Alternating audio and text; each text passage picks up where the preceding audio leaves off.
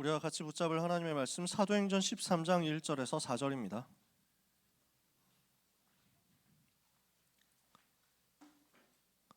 사도행전 13장 1절에서 4절.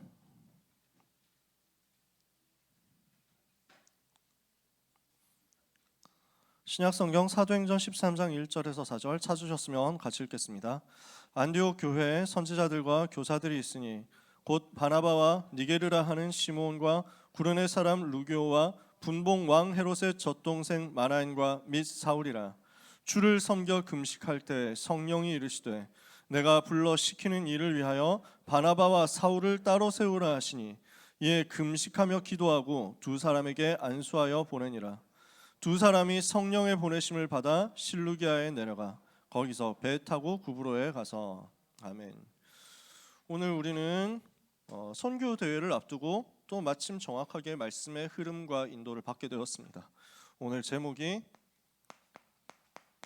미리 정복한 선교지입니다.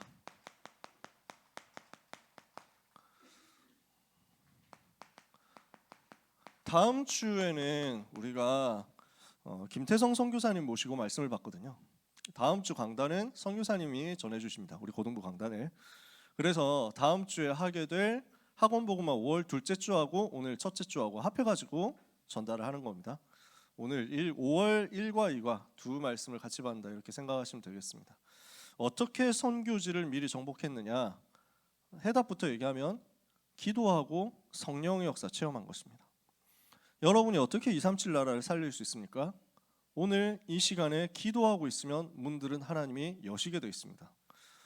저는 너무 감사하더라고요. 뭐가 감사하냐면 제가 선교지를 갈 때 귀하게 만나지는 렘넌트가 있었어요. 그 렘넌트를 붙잡고 계속 기도하면서 그 언약적인 축복을 전달한 거예요. 제가 뭐 할 수 있는 게 뭐 있습니까? 근데 그 일본의 렘넌트 있는데 일본의 렘넌트를 위해서 제가 기도했거든요. 제가 생각날 때마다 정시기도 할 때마다 전 세계를 돌면서 선교사님을 위해서 기도하고 렘넌트를 위해서 기도하는데 저는 뭐 아시다시피 그 유명인이 아니기 때문에 듣보잡이기 때문에 저한테 뭐 연결되는 렘넌트 이렇게 별로 없습니다. 그래서 현지에 갔을 때 현지 렘넌트 만난다 이런 게 별로 없어요. 근데 일본 렘넌트를 일본 캠프 갔다가 만나져가지고 계속 위에서 기도하다 보니까 하나님이 응답을 막 주시는 거예요. 많은 중요한 축복들이 있었는데 제가 그런 얘기를 다 할 수는 없고 위에서 기도하고 있는데 제가 뭐 다른 걸 더 못했다니까요. 근데 지난주 세계복음화 신문 우리 개혁 공보 거기 신문에 보니까 딱 간증을 했더라고요. 거기 나와 있어요. 벌써 고3 나이가 됐더라고요. 그래서 일본 복음화를 위해서 자기가 이렇게 쓰임 받겠다 해가지고 딱 나오는데 너무 하나님 앞에 감사하더라고요. 제가 특별히 한 건 없어요. 위에서 그냥 기도했을 뿐이에요. 그 렘넌트와 렘넌트 가족들을 위해서 기도했을 뿐이에요. 실제 사역은 선교사님이 다 하셨죠. 근데 저는 그게 너무 감사하더라고요. 오늘 뉴스 보는데 저는 또 얼마나 감사한지 소름 돋았다니까요. 필리핀에 제가 렘넌트 그 사역을 하러 갔을 때 연결이 된 렘넌트 몇 명이 있었어요. 그래서 연결이 되었다기보다는 어쩌다가 이제 강의하고 뭐 인사를 하고 하는 친구들이 몇 명 있었단 말이에요. 그 중에 한 명 렘넌트 있었는데 뭐 그 렘넌트들 위해서도 계속 정시기도 하고 이렇게 했었죠.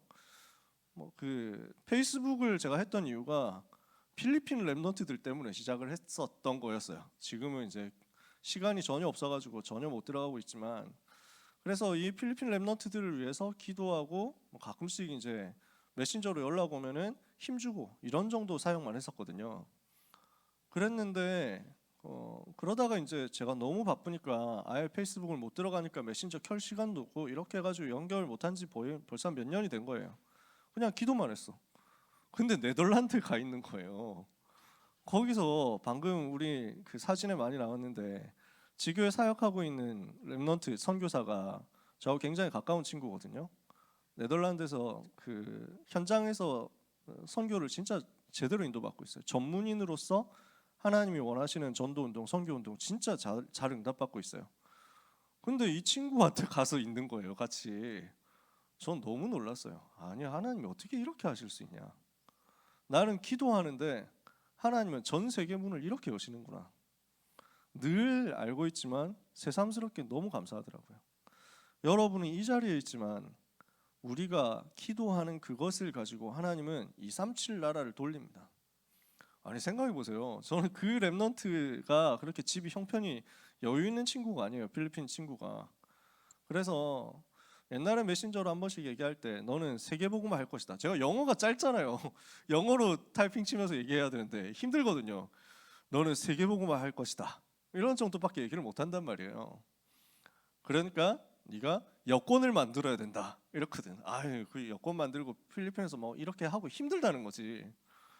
그래서 아니다. 너는 하나님이 세계복음화를 위해서 준비했다. 그러니까 여권 만들어라. 그런 얘기 했었거든. 언젠가 만들 것 같아요. 뭐 이런 정도만 얘기하고 끝났다니까. 근데 지금 저기 선교제 가 있는 거예요. 거기서 또 어떻게 우리 랩런트하고 만나져가지고 저렇게 전도운동하는 그 흐름을 같이 타고 있는지 사람의 수준으로 이해가 안 돼. 세계가 왜 이렇게 좁습니까? 어떻게 이렇게 붙어 있습니까?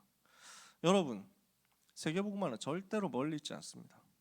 237 살리는 세계복음화, 5천 종족 살리는 세계선교 멀리 있지 않습니다. 오늘 여러분이 언약 붙잡으면 시작돼요. 오늘 여러분이 언약 붙잡고 기도하면 시작됩니다. 하나님의 소원은 처음부터 세계복음화이기 때문에 하나님의 소원을 붙잡은 사람에게는 하나님께서 모든 것을 동원해서 축복하시게 되어 있습니다. 그 세계복음화의 대열에 여러분이 있는 겁니다. 왜 하나님이 세계복음화를 그렇게 간절하게 바라고 계십니까?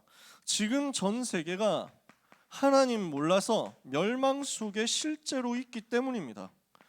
그 멸망 속에 있는 현장과 세상을 살릴 해답이 있는데 전 세계 이 해답인 복음이 필요하기 때문입니다. 하나님이 필요로 하시는 것이 오직 복음. 하나님이 지금 전 세계를 향해서 필요로 하시는 것이 오직 복음 전할 전도자, 선교사, 렘넌트. 그 나실인의 대열에 여러분이 앉아 있다니까요. 그렇다면 여러분은 낙심할 자격이 없습니다. 여러분은 실망할 자격이 없어요. 여러분은 실패할 수 있는 조건이 없단 말입니다. 이 언약을 붙잡는 한에는 여러분은 멸망하는 대로 갈 수가 없다. 왜? 여러분이 가진 복음이 완벽하기 때문에. 여러분이 가지고 있는 복음이 정확하기 때문에. 여러분이 가지고 있는 복음이 능력이기 때문에. 오늘 예수의 생명의 복음, 예수의 능력의 복음을 여러분의 것으로 분명히 붙잡는 모든 고등부 렘넌트들이 되시기를 주님의 이름으로 축복합니다. 이 사실을 못 깨달은 이스라엘은 못 깨달으니까 억지 선교할 수밖에 없었어요. 하나님은 세계복음을 원하시는데 이스라엘은 여기에 관심이 없어. 그러니까 하나님은 억지로 선교하는 대로 몰아가시는 거예요. 어떻게 해요? 노예가 되어가지고, 포로가 되어가지고, 속국이 되어가지고 억지 선교를 했단 말입니다. 강대국 살려서 세계 살려야 되는데 저 강대국 애굽을 살릴 생각을 안 하고 그 애굽 안에서 잘 먹고 잘 사니까 안주해버린 거야. 우리 렘넌트들 잘 기억해야 됩니다. 하나님 여러분에게 축복을 많이 하실 겁니다. 여러분에게 많은 응답이 올 것입니다. 그 응답에 안주하고 있으면 안 됩니다. 하나님 여러분에게 응답을 주시고 축복을 주시는 이유가 있기 때문에 그 이유에 대해서 눈을 떠야 돼요. 하나님 여러분을 보내서 세계 살리라고. 강대국 살리고 세계 살려라. 이게 하나님의 의도인데 여기에 대해서 눈을 감고 있으면요, 여기에 대해서 못 깨닫고 있으면 하나님은 그곳에 노예가 되어서 가도록 만듭니다. 왜냐? 그렇게 해서라도 가야 되기 때문에. 그래서 이스라엘이 애굽에 있다가 잘 살다가 어느 날부터 노예가 되어버렸다니까. 그렇게 시달린 거예요. 왜? 애굽 살려야 되니까. 그렇게 해서 애굽 살리고 그렇게 해서 세계 살려야 되니까. 바벨론이라는 강대국 살려서 주변에 있는 많은 나라들을 살리고 많은 다민족들을 살려야 되는데 바벨론 살릴 생각이 없단 말이에요. 그러니까 하나님은 포로로 보내가지고 억지 선교하도록 만들었어요. 로마를 살리고 세계복음화 해야 되는데 로마에 대해서 전혀 생각하지 못하고 선민사상에 사로잡혀서 우리만 하나님의 백성이다, 다른 이방인들은 다 개화하고 비슷하다, 이렇게 하고 있잖아. 그러니까 하나님은 속국으로 만들어서 억지로 로마로 가도록 만든 거예요. 이런 상황이었습니다. 그런데 역사상 처음으로 스스로 선교를 먼저 회복한 팀이 나왔습니다. 선교를 회복한 한 팀이 나온 거예요. 이게 지금 안디옥 교회에 일어났던 5인 1조 팀이란 말이죠. 그러니까 하나님은 이 팀에게 미리 정복하도록 모든 축복을 몰아가셨습니다. 오늘 렘넌트들이 237 나라에 대한 하나님의 소원을 마음에 담고 70지역, 70종족, 70나라 살릴 70제자를 마음에 품고 기도한다. 하나님은 여러분에게 미리 정복하는 응답을 전 세계를 배경으로 해서 열어주실 것입니다. 오늘 미리 정복하는 역사가 여러분을 통해서 237 나라에 전달되게 되기를 예수 그리스도 이름으로 축복합니다. 첫 번째입니다. 그래서 어디로 들어갑니까? 1과 제목이 미리 정복한 아시아인데 이거는 정확하게 좀 팩트는 아니에요. 그래서 여러분들한테 별로 쓸모없는 일일 수도 있는데 저는 이런 데 관심이 많거든요. 또 지도를 그려보겠습니다. 그래서 그리스라는 나라가 이런 정도로 생겼죠. 그 다음에 이렇게 생겼단 말이에요. 여기가 안디옥입니다. 여기에서 출발해가지고 여기에 키프로스라는 섬이 있습니다. 여기가 구브로예요. 그래서 배 타고 구브로에 가서 여기 바보라는 도시가 있습니다. 제가 초등학교 4학년 때 예배 시간에 집중 못하고 예배 성경책 뒤에 껍질에 있는 지도를 뒤적뒤적 하다가 바보라는 도시를 발견한 거야. 아니 어떻게 지명이 바보일 수가 있지? 바보라니? 뭐 해가지고 깜짝 놀라가지고 메시지 하나도 못 듣고 바보에만 집중하다 끝났던 30년 전의 기억이 아직도 난다. 여러분 파포스입니다. 파포스. 그래서 요 말을 이제 바보라고 이렇게 번역을 한 거예요. 그래서 바보라고 하지 말고 바보라고 하면 됩니다. 요렇게 한 다음에 넘어가가지고 요렇게 올라가면은 여기가 비시디아 안디옥이라는 곳입니다. 비안이라고 써봅시다. 여기에 이고니온이라는 도시가 있습니다. 여기에 루스드라와 더베라는 도시가 있습니다. 루스드라, 더베. 요게 1차 전도 여행인데요. 요 지역이 어느 지역이냐면은 요 지역이 갈라디아 지역입니다. 그래서 1차 선교 여행 여정이 어디냐면은 구브로하고 갈라디아 요 두 지역입니다. 키프로스와 갈라티아라는 그 당시의 행정구역입니다. 여기 행정구역 이렇게 됩니다. 여기가 길리기아라는 프로빈스고요. 여기가 갈라디아라는 프로빈스고 이 옆에 갑바도기아, 카파도키아라는 프로빈스가 있습니다. 갑바도기아라고 우리 성경에 되어 있죠. 여기가 비두니아와 본도입니다. 이게 지금 지명입니다. 다. 그리고 그 당시에 아시아는 여기였습니다. 여기가 아시아인데 아시아 프로빈스, 아시아도, 아시아주인데 스테이트인데 여기에 들어가려고 했는데 하나님이 문을 막으셨단 말이죠. 여기 아시아가 이제는 확장돼 가지고 전 아시아 대륙을 커버하는 지명이 된 겁니다. 그래서 1차 전도 여행 루트는 여기 구브로하고 갈라디아 요 두 군데입니다. 그래서 오늘 제목이 미리 정복한 아시아라고 하면은 팩트가 좀 안 맞아요. 1차 전도 여행 안 갔으니까. 1차 전도 여행 때는 아시아를 안 갔거든요. 그럼 아시아는 언제 가냐? 3차 전도 여행 때 갑니다. 아시아의 중심지가 어디냐? 에베소예요. 그래서 사도행전 19장에 나오는 동네가 에베소. 그 에베소 중심으로 일어난 전도 운동이 아시아 복음화 운동. 그래서 이 부분을 가지고 여러분한테 정리를 하는 거지만 여러분이 몰라도 아무 문제는 없다. 까먹고 넘어가도 아무 상관없다. 다만 제 입장에서는 아는데 딴 얘기를 할 수는 없어가지고 어쩔 수 없이 이렇게 쓰는 겁니다. 구구절절하게 미리 정복한 그래서 구브로와 갈라디아. 여기가 사도행전 13장 전도 운동이 일어났던 곳이거든요. 어떻게 해서 이렇게 하게 되었느냐? 여기 안디옥 교회 선지자들과 교사들이 있었죠. 5인 1조 팀이 나왔습니다. 요 안디옥에서 세계복음화 해야 되겠다 하는 기도 팀이 나온 거예요. 선교사 파송을 두고 역사상 처음으로 먼저 선교를 회복한 팀이 나왔다니까. 그래서 이것을 두고 기도한다. 하나님은 반드시 역사하십니다. 오늘 여러분이 전도해야 되겠다, 선교해야 되겠다, 세계복음화 해야 되겠다, 237 나라 살려야 되겠다, 5천 종족 살려야 되겠다라는 기도의 제목을 마음에 품고 기도하기 시작한다면 하나님은 여러분의 삶에 역사하십니다. 하나님은 여러분의 학업의 기능의 전문성의 만남의 미래 문을 여십니다. 저는 증인으로서 이야기하는 것입니다. 우리 렘넌트들에게 부탁합니다. 시험 때 절대로 사람 바라보지 마라. 시험 칠 때 인본주의 쓰지 마세요. 그럴 필요가 없습니다. 여러분은 불신자가 아니거든요. 여러분은 불신자처럼 한 글자라도 공부를 더 많이 해야만 점수를 잘 받을 수 있는 그런 수준의 사람이 아닙니다. 언약 붙잡으세요. 언약 붙잡고 기도하고 하나님이 주시는 힘을 얻어서 공부 속으로 들어가 보세요. 공부를 열심히 하는 게 아니라 복음을 집중해서 누려. 복음을 누리고 있는데 나는 다른 사람들이 봤을 때 공부처럼 보이는 거야. 다른 사람은 내가 공부하는 줄 알거든? 아니야, 나는 기도하고 있어. 다른 사람은 내가 공부하는 줄 알아. 아니거든요. 나는 예배하고 있어. 다른 사람은 내가 예배하는 것 같이 보이죠. 근데 그 예배 시간에 하나님은 나의 공부에 직접적으로 역사하신다니까. 다르게 생각하지 마세요. 복음과 삶은 따로 분리되어 있는 게 아닙니다. 복음을 이 정도 붙잡았으면 이제는 네가 삶을 열심히 해야 된다. 이거는 틀린 말입니다. 거짓말이에요. 거기 속지 마세요. 정말 복음이 되어지면 그 복음은 여러분의 삶의 능력으로 역사하게 되어 있습니다. 그 능력의 역사를 여러분이 렘넌트 때 체험해야죠. 안 그러면 여러분은 평생 인본주의 쓰는 사람 된단 말입니다. 평생 사람 바라보면서 사람의 노력과 사람의 방법과 사람의 지식을 가지고 뭔가 해야 되겠다 잔머리 굴리다가 가는 인생 됩니다. 그럴 수 없잖아요. 렘넌트 때 응답받아야지. 정말로 전도와 선교를 위해서 기도한다? 하나님은 이 사람에게 모든 것을 가지고 가신다니까요.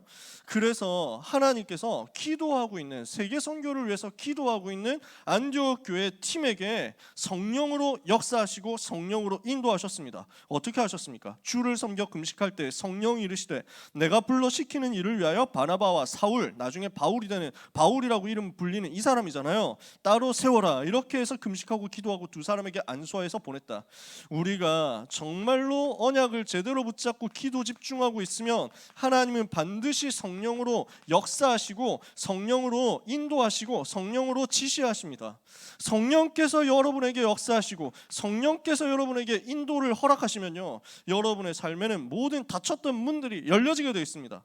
이렇게 했더니 하나님이 어느 현장으로 가도록 만듭니까? 예비된 장소를 보도록 만들고 예비된 일, 하나님이 계획하신 전도와 선교의 일을 하도록 만드는 겁니다.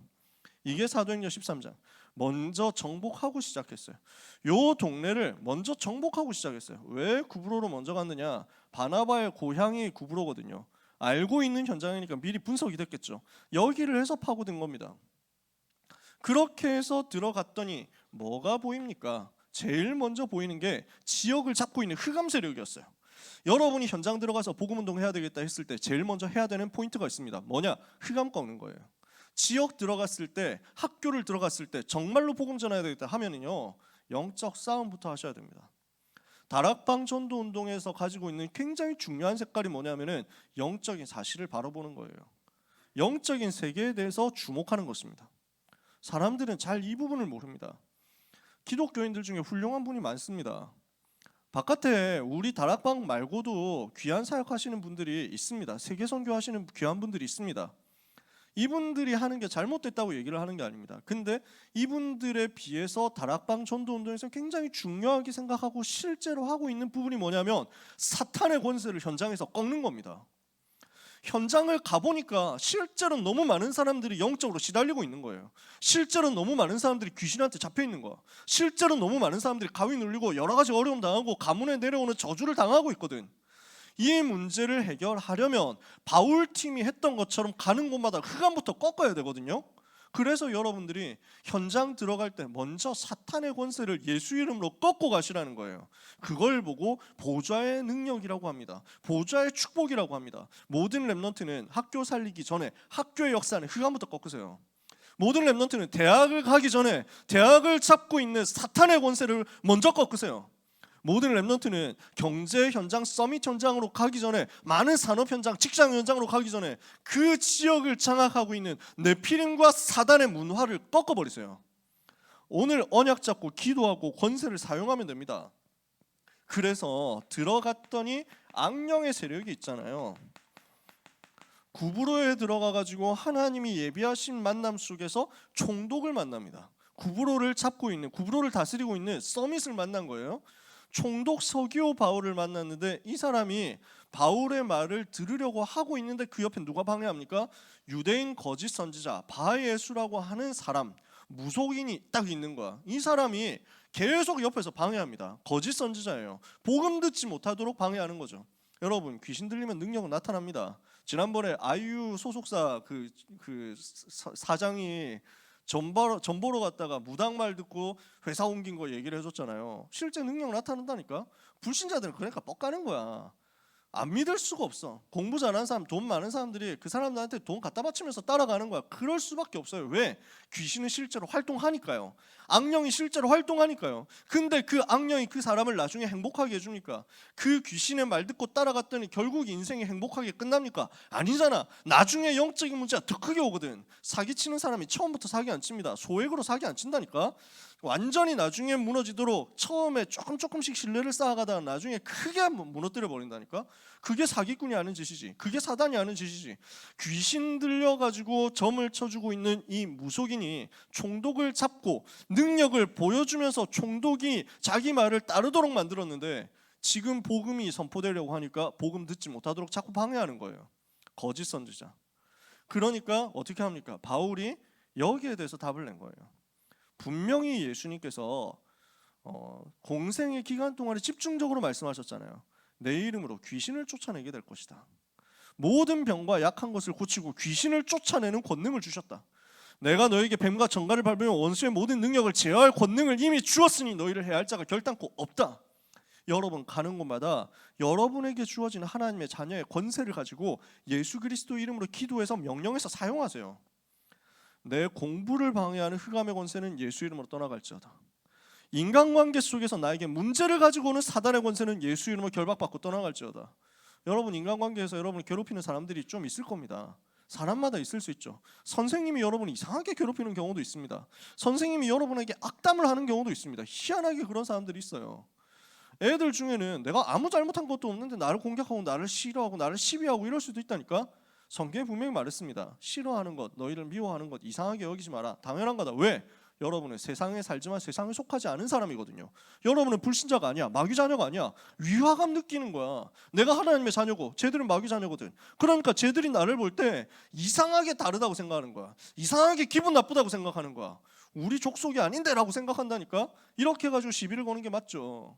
여러분이 거기에 속을 필요 없습니다. 흑암을 꺾어버리세요. 바울이 예수 그리스도 이름의 권세를 사용한 겁니다. 단번에 이 무속인을 잡고 있었던 흑암 세력이 무너져 버렸습니다. 거짓 선지자 꺾고 흑암을 먼저 결박시켰더니 이걸 가지고 구부러 살리는 전도운동 할 수 있게 됐고, 이걸 가지고 똑같이 들어갔더니 사도행전 13장 14장에 중요한 제자들을 계속 붙여주시는 겁니다.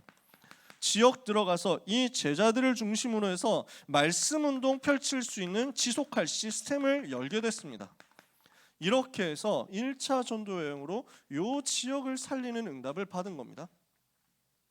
근데요, 두 번째예요. 이렇게 했는데 2차 전도 여행을 가야 되겠다. 이렇게 1차로 돌았던 지역을 다 이제 한 번씩 더 돌아보고 여기에서 복음을 한 번 더 전해가지고 미리 앞에 세워져 있었던 제자들을 확립한 다음에 새로운 지역으로 들어가야 되겠다.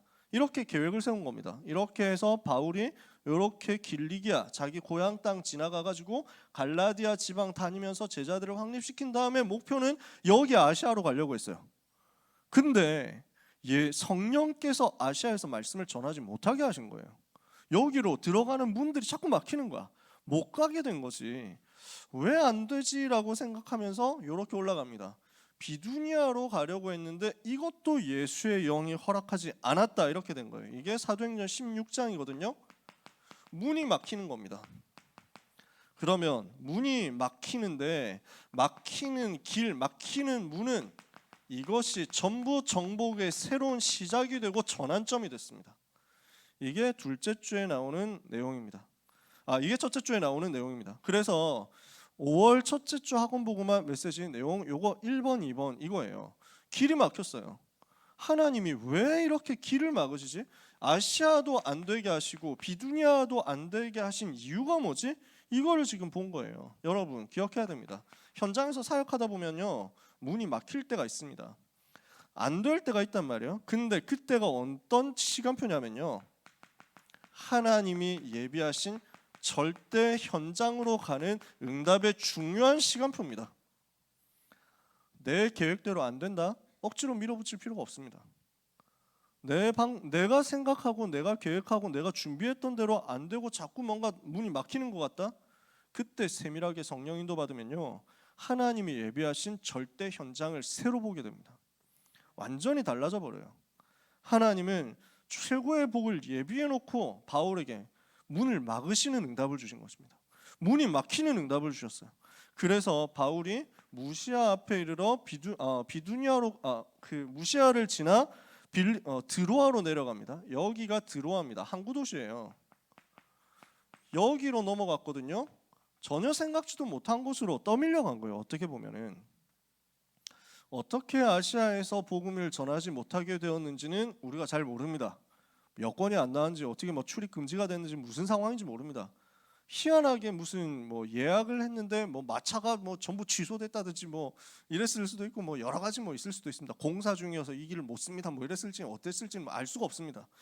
하여튼 아시아도 비두니아도 안 됐을 때 바울이 억지로 밀고 들어가지 않고 하나님의 계획을 찾아낸 거예요.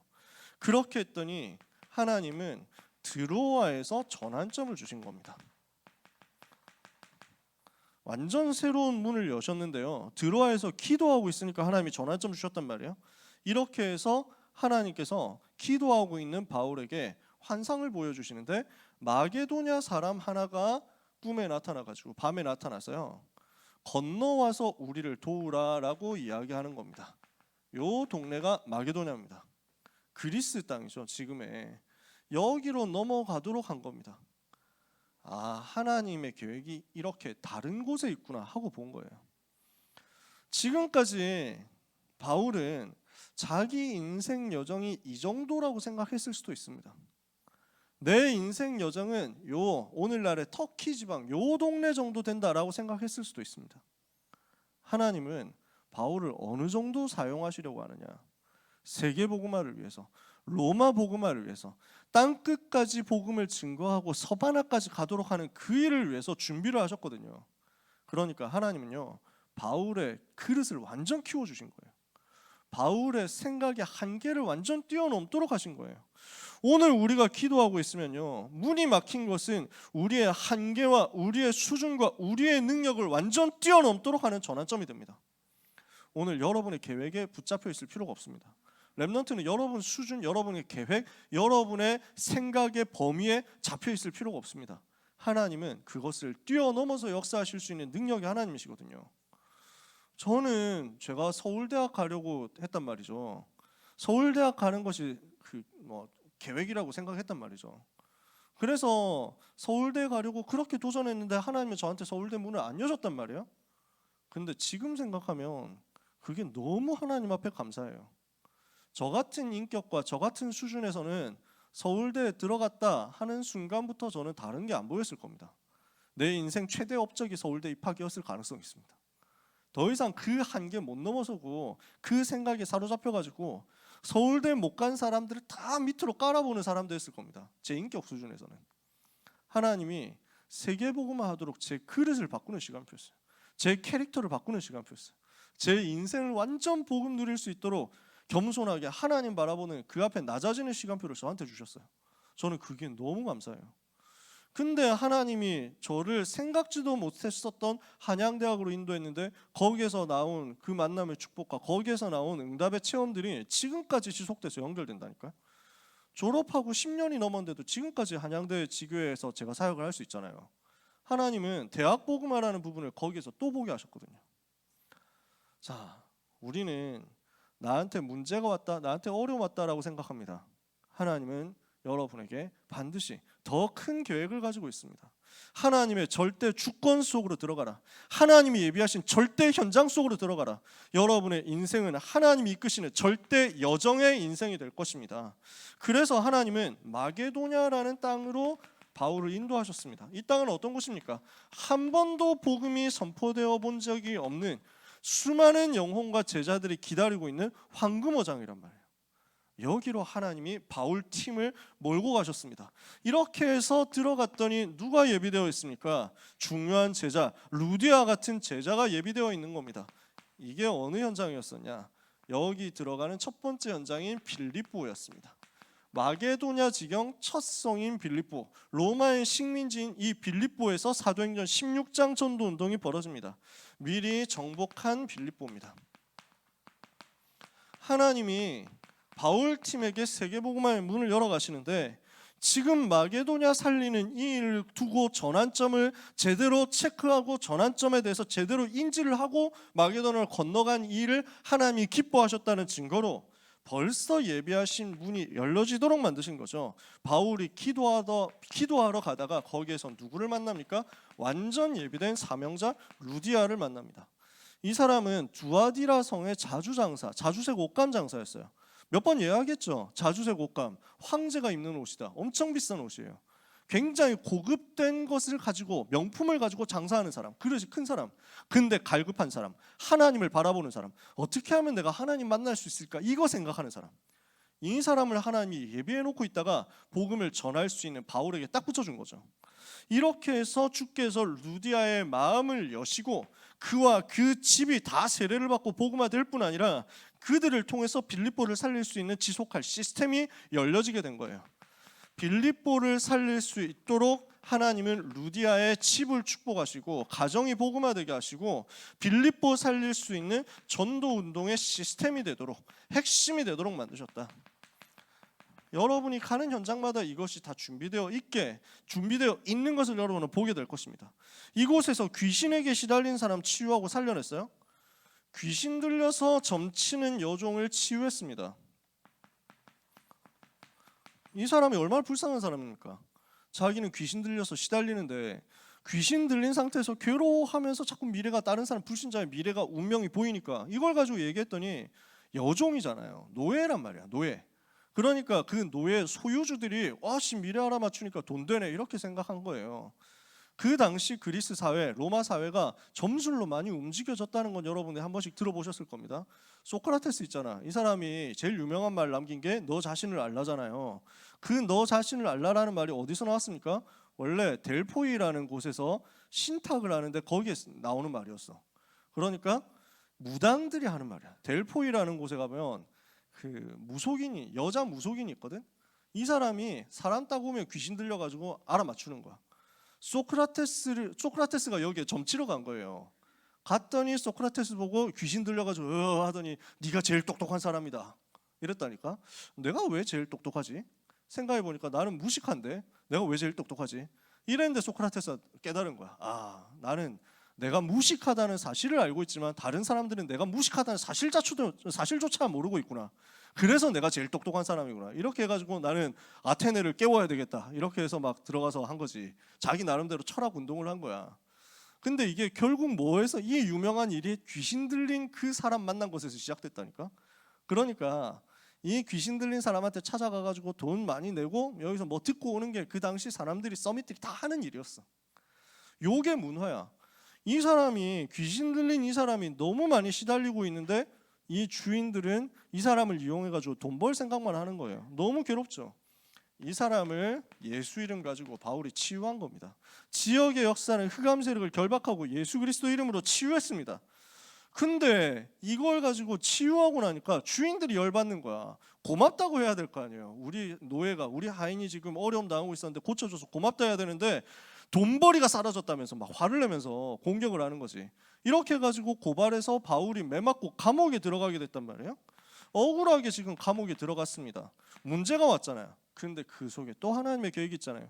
이 감옥 안에서 예배하고 찬양하고 하나님을 바라보는데 하나님의 계획이 이곳에서 성취되어가지고 빌립보 살릴 수 있는 또 다른 제자를 만나게 하시는 것입니다. 기적이 그 감옥에 일어나고 간수가 달려와가지고 어떻게 해야 구원받습니까? 하고 바울에게 매달리죠. 주 예수를 믿으라. 그리하면 너와 내 집이 구원을 받을 것이다. 간수와 그 집이 복음화되는 역사가 일어났습니다. 예비된 사람들이 자꾸 만나지고 제자로 연결되는 거죠. 이렇게 해서 빌립보 정복하는 시스템이 세워지게 된 겁니다. 이걸 가지고 하나님이 여시는 새로운 문으로 들어갔는데 이 16장의 빌립보, 17장의 데살로니가, 아덴 통과해가지고 여기 18장에 가게 되는 고린도, 요 지역을 통해서 마게도냐와 아가야라는 요 지역을 통해서, 그리고 앞에서 1차 때 돌았던 지역과 3차 때 돌게 되는 요 지역들을 통해서 로마 복음화할 수 있는 준비가 다 된 거예요. 하나님은 이것으로 바울을 이끌어 가셨던 겁니다. 우리 렘넌트 여러분, 오늘 5월 첫째 주, 둘째 주 학원 보고만 메시지 가지고 우리는 무엇을 붙잡아야 되겠습니까? 모든 렘넌트들은 기도 집중 속에서 성령의 인도를 받아라. 모든 렘넌트는 현장 들어갔을 때 흑암 세력 꺾는 기도부터 시작해라. 보좌의 능력 누리면서 흑암 세력을 꺾어버리세요. 문이 막혔다? 하나님이 여시는 축복의 전환점이 있으니까 이것을 여러분이 체험하면 됩니다. 하나님은 모든 것을 준비해 놓고 여러분을 세계복음화로 이끌어 가십니다. 그 일이 지금도 이루어지고 있습니다. 그렇다면 오늘 우리가 이번 주간에 붙잡아야 될 내용이 뭡니까? 지금도 전 세계는 복음 듣지 못해서 고통 속에 시달리고 있거든요. 실제 너무 큰 고통 속에 있습니다. 어떻게 되어 있습니까? 후진국들은 가난에 시달리죠. 질병에 시달리죠. 전쟁, 재난 이런 것들이 계속 들어옵니다. 재앙 만난 동네예요. 너무너무 어렵습니다. 선진국들은 어떻습니까? 영적 질병이 너무 심각하게 와 있는 겁니다. 아까 나왔었던 네덜란드, 스웨덴 이런 나라들 있죠. 마약 합법화시키고 이렇게 해서 나라를 좀 마약 환자들을 잘 통제해서 숫자가 늘어나는 것을 방지할 수 있을 거라고 생각하고 나름대로 개방적이고 진보적인 정책을 취했더니 어떻게 됐습니까? 완전 마약 동네가 되어버렸어요. 심각한 범죄 조직들이 이제 이 마약 가지고 타고 들어와가지고 자꾸 유럽을 마약화시키려고 하고 있는 거지. 이렇게 되어버렸다니까. 선진국 현장이 그렇습니다. 우울증으로 자살하는 사람들이 얼마나 많이 있습니까? 귀신 들려서 돌아다니는 사람들이 얼마나 많이 있습니까? 여러분이 전도학교에서, 우리 청소년 전도학교에서 영상 봤겠지만은 거의 마약 환자가 좀비처럼 되어가지고 그 길거리 돌아다니고 있는 게 미국입니다. 막을 수 있냐? 못 막아요. 감당이 안 돼요. 도저히 커버가 안 되는 거지. 그게 지금 선진국들의 상황이란 말이죠. 많은 렘넌트들이 앞으로 세계복음화 하러 가야 됩니다. 정말로 준비가 안 돼 있으면은 사실은 미국 같은 나라 빨리 안 가는 게 좋습니다. 공부하러 가는 거 있죠. 유학 가는 거. 여러분이 완전 복음으로 준비가 다 되어가지고 제 개인적인 생각에는 석박사 할 때 가는 것도 괜찮다. 준비가 되면 괜찮아요. 미리 준비되어 있으면 가면 되지. 근데 훈련이 내가 좀 덜 된 것 같다 하면은 한국에서 훈련 받고 가는 게 훨씬 낫습니다. 왜냐? 미국 대학 그냥 완전 무너져 있거든. 제가 이런 얘기를 다 설명할 시간은 없습니다. 그냥 영적으로 박살이 나버렸어요. 우리가 사람들이 흔히 생각하고 있는 미국이 아닙니다. 미국 대학은요. 완전히 무너져 있는데 무너질 대로 무너져 있는 거지. 그런 현장이 지금 선진국 현장들이란 말이에요. 그러는 가운데 한 번도 복음을 들어보지 못한 미전도 종족은 또 전 세계 5,000개 넘게 있다. 전 세계가 지금 고통 속에 있잖아요. 그래서 하나님은요, 여러분을 불러서 전 세계에 복음을 증거하기를 원하시는 것입니다. 이것을 두고 모든 렘넌트는 이번 주간에 기도하면서 선교대에 참여하면서 나의 선교를 찾아내세요. 오늘 우리가 나누고자 하는 내용의 메시지의 핵심은 이 부분입니다. 모든 렘넌트들은 나의 선교를 찾아내라. 나의 선교를 찾고 기도 집중했더니 성령께서 거기에 역사하시면서 모든 문들을 여셨잖아요. 나의 선교를 찾고 선교를 두고 기도하고 현장 들어갔더니 흑암 세력이 꺾이잖아요. 나의 선교를 두고 기도하니까 문이 막힌 줄 알았더니 알고 보니까 세계 살리는 최고 발판이었어요. 나의 선교를 붙잡고 기도하는 사람에게 하나님은 예비되어 있는 제자들을 계속 붙여주신다니까. 그렇다면 관건은 내가 나의 선교를 발견했느냐라는 것입니다. 그래서 여러분들에게 부탁합니다. 나의 평생 선교할 선교지를 발견하게 되도록 기도해 보세요. 나는 어느 나라를 살려야 되겠냐? 그 중에서도 여러분이 구체화시킬 수 있으면 그것도 괜찮죠. 나는 어느 나라를 살릴 것이다. 나는 어떤 종족을 살릴 것이다. 또는 나는 어떤 분야를 살릴 것이다. 이렇게 기도할 수 있어요. 나는 미술 분야를 살릴 것이다. 나는 만화, 애니메이션, 덕질하는 이 분야를 살려낼 것이다. 전 세계에 시달리고 있는 오타쿠들을 살려낼 것이다. 얼마나 귀합니까? 그게 뭔데 싶다가 이렇게 생각하는 사람들도 있겠죠. 그거는 영적인 거 잘 몰라서 그렇다니까. 답을 내야지. 현장에 우리는 너무 많이 시달리고 있기 때문에 그 분야를 살리는 선교하러 들어갈 수 있다니까.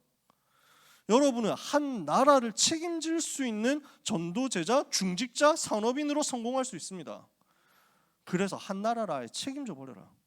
여러분이 응답받으면요, 한 나라가 살아날 수 있다니까요. 제가 더 자세한 이야기는 안 하겠습니다. 시간 많이 가니까. 여러분, 평생 선교지를 찾고 이것을 위해서 내가 어떻게 선교지를 살리면 좋겠냐라는 것을 두고 찾아보세요. 선교지를 살릴 나만의 방법이 있겠죠. 그 선교지를 살리기 위해서, 그 현장을 살리기 위해서, 237 나라 5천 종족을 살리기 위해서 내가 목회자가 되어야 될 것이냐, 아니면 평신도 전문인 산업인 선교사가 되어야 될 것이냐. 그죠? 이걸 놓고 여러분이 기도하면서 결정할 수 있어요. 여러분이 기도하다 보면 하나님께서는 지혜를 주실 거예요. 아, 내가 단기 선교사로서 자꾸 순회를 해야 될 것이냐, 아니면 장기 선교사로 그 나라 가서 살아야 될 것이냐. 여러분 중에는 많은 렘넌트들이 산업인이 되고 전문인이 되어가지고 세계로 가는 일들이 벌어질 겁니다. 여러분의 인생이 한국에서 끝날 거라고 절대 생각하지 마세요. 여러분은 전 세계를 커버해야 될 사람들이야. 좋든 싫든 그래. 왜냐? 전 세계에 복음이 필요하거든. 전 세계에 복음이 없어. 복음을 말할 사람은 하나님이 찾고 있는데 여러분이 복음을 갖고 있다니까. 그러니까 하나님은 여러분을 들어가지고 237로 보낼 수밖에 없는 입장이에요. 그런 여러분은 앞으로 237 선교지에 평생 그 연결돼가지고 있게 될 것인데, 내가 잠깐 한국에 베이스를 두고 잠깐씩 가서 도와줄 것이냐, 아니면 아예 그 나라에 살면서, 아니면 장기적으로 체류하면서 복음을 전할 것이냐. 그런 것들도 여러분 나름대로 생각해 보세요. 돈 드는 거 아니잖아. 기도하면서 메시지 받으면서 생각해 보시라는 거죠. 여러분은 가는 선교사가 될 수도 있고 보내는 선교사가 될 수도 있습니다. 이것들이 여러분이 이번 주에 발견해야 될 내용입니다. 내가 돕고 내가 섬기고 내가 위해서 기도할 나의 선교사님을 찾아보세요. 그 만남에 축복을 달라고 기도해 보세요. 그래서 저는 여러분하고 제일 하고 싶은 게 해외 선교 캠프입니다. 전 세계 많이 나가보고 싶어요. 많이 가가지고 여러분한테 현장도 보여주고 싶고, 같이 뭐 맛있는 것도 좀 먹고 돌아다니고 싶고, 재밌는 것도 많이 해보고 싶고, 가장 결정적으로 하고 싶은 건 여러분들을 선교사님한테 소개해 주는 겁니다. 선교사님하고 만나가지고 같이 뒹굴어 봐야 돼요. 같이 여기저기 다녀봐야 돼요. 그래야 여러분들한테 현장이 와닿아집니다. 선교가 와닿아집니다. 나의 선교사님이 있을 때 여러분의 선교는 굉장히 구체화될 거예요. 지금같이 좋은 때가 어디 있습니까? 나의 선교사님 딱 만나줬다 그러면요, 매일 소통할 수 있어요. 그렇죠? 그래서 이번 선교 대회를 두고 그렇게 기도하시는 겁니다. 이번 선교 대회를 두고 내년 선교 대회 할 때까지 1년 동안 내가 섬기고 기도할 수 있는 선교사님이 만나지게 해달라고 기도해 보세요. 그래서 우리 고등부에서 김태성 선교사님 모시잖아요.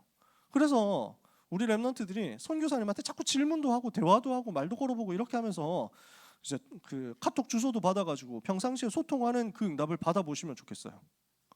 이렇게 하면서 여기 선교사님, 저기 선교사님, 이 지역, 저 나라 다 살펴보는 겁니다. 이렇게 하고 있는데 여러분에게 마음에 와닿아지는 언약적인 한으로 붙잡아지는 한 나라, 한 지역, 한 선교사님이 있을 겁니다. 그럼 위에서 계속 기도하세요.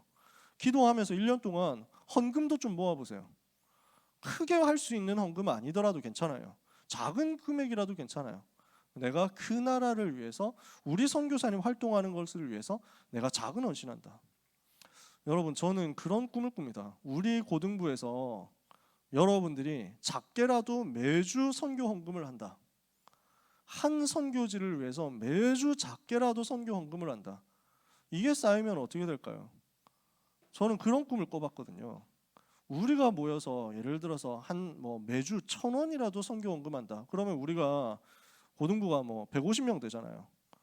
그러면은 150명이라고 계산하면은, 제가 수학이 약하니까요, 100명이라고 계산을 쉽게 해봅시다. 100명이 한 주에 1,000원씩 하면 얼마야? 얼마죠? 10만 원? 10만 원이지. 네, 네, 감사합니다. 우리 집사님 계시니까 제가 마음이 편안합니다. 네. 10만 원을 그러면은 우리가 매주 10만 원을 한단 말이야. 그러면은 1년 하면 얼마가 돼? 520만 원 나오는 거잖아요. 그쵸? 네. 자, 제가 실수하지 않았죠. 520만 원이다 하면은 예를 들어서 어느 나라일지 모릅니다. 가난한 나라에서는, 작은 나라에서는 그게 Recording in 석 progress. 달치 선교비가 될 수도 있습니다. 선진국에서도 한 달치 선교비 이상은 나올 거예요.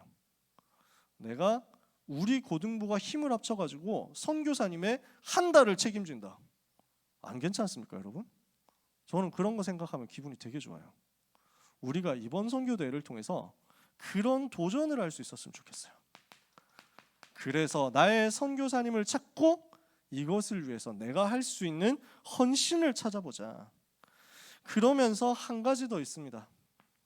우리 곁에 와 있는, 우리 옆에 있는 와 있는 선교가 있거든요. 누굽니까? 바로 옆에 있는 TCK 팀들입니다. 우리 중에도 TCK 있습니다. 우리 근처에 지금 다민족들이 많이 와 있습니다. 외국인 노동자, 결혼 이주자, 유학생 많이 있습니다. 이분들을 선교라는 눈으로 바라보면요, 안 갔는데 그 나라를 살릴 역사가 시작된다니까요. 여기 우리 고등부 안에도 TCK 몇 명 있단 말이에요. 우리 TCK 한 명은 한 나라 책임질 사람. 여러분이 그래서 엄청 말하자면 부러워해야 됩니다. 와, TCK 좋겠다, 부럽다, 내가 너를 위해서 기도할게, 이렇게 해야 된다니까. 언니를 위해서 제가 기도할게, 이렇게 해가지고 붙어. 그게 선교거든. 나에게 와 있는 선교야. 우리 곁에 아주 가까이 있는, 쉽게 할 수 있는 선교란 말이죠. 그 축복을 여러분들이 다 받게 되시기를 바랍니다. 이것을 두고 이번 세계 선교 대회를 위해서 기도하자. 이게 이번 주에 여러분이 붙잡을 미션입니다. 특히 나의 선교를 위한 헌신과 헌금을, 이것을 두고 시작을 먼저 해봤으면 좋겠어요. 선교 대회가 시작하기 제일 좋은 타임이잖아, 그죠? 그래서 선교 대회 한번 했으니까 이걸로 대박 터뜨렸고 끝났다, 자 다음에 뭐 내년에 만납시다, 이게 아니야. 선교 대회를 통해서 응답이 시작되는 거고, 1년 동안 내가 계속 선교를 두고 헌신하고 기도하고 작은 것을 하나님께 드리다가 내년에 되어서 또 다른 응답을 확인하는 거야. 우리는 24시간 이걸 위해서 돌아가야 됩니다. 안디옥 교회는 2명의 선교사를 파송했습니다. 그러면은 파송한 안디옥 교회는 뭘 했겠습니까? 이 파송한 선교사님 2명을 위해서 계속 기도한 겁니다. 5명의 중요한 사역자 중에서 바나바와 바울 2명을 파송했습니다. 3명의 사역자들을 비롯한 남아있는 안디옥 교회는 이 파송된 선교사들을 위해서 계속 기도했습니다. 그 기도의 배경 속에서 세계복음화 이루어졌습니다. 오늘 우리는 이곳에서 기도합니다. 우리 선교사님들은 여러분의 기도 때문에 선교지에서 영적인 힘 얻어서 세계복음화 하게 될 것입니다. 그리고 그렇게 기도하는 여러분의 인생과 미래도 세계 선교를 위해서 주역으로 쓰임받게 될 것입니다. 설레는 마음으로 이 축복을 받게 되시기를 예수 그리스도 이름으로 축복합니다. 기도하겠습니다. 하나님께 감사드립니다. 바울과 초대교회 전도자들이 응답받았던 그 세계 선교가 우리 렘넌트들에게 회복되게 하여 주시옵소서. 70지역 70종족 70나라 70제자의 응답을 이번 선교대회를 통해서 237 5천 종족을 향하여 허락하실 하나님께 감사드립니다. 우리 모든 렘넌트들이 이 축복의 대열에 같이 있게 하여 주시옵소서. 그 말씀의 흐름을 함께 타게 하여 주옵소서.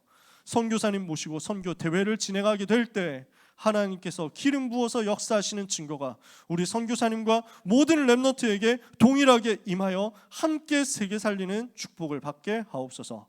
예수 그리스도의 이름으로 기도합니다. 아멘.